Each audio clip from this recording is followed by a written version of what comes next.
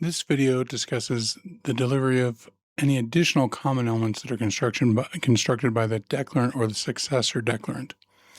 And it applies to phased CICs where there's additional common elements being built after the homeowners gain control of the HOA. It ensures that any newly constructed common elements are properly funded and transferred to the association.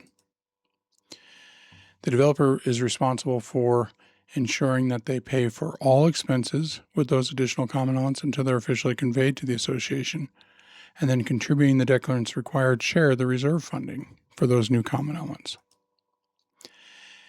There is a requirement for the declarant to obtain a reserve study prior to transferring the new common elements, and it ensured that it complies with the requirements for NRS 116 of that reserve study. And then they have to deliver that reserve study prior to the transfer. Any successor declarants also must take on these same responsibilities. This is a visual chart showing all of the requirements for a declarant. They have to pay all expenses of those additional common elements until after transfer, provide for the required reserve funding. They have to get a reserve study completed and delivered, and it also applies to the successor declarants.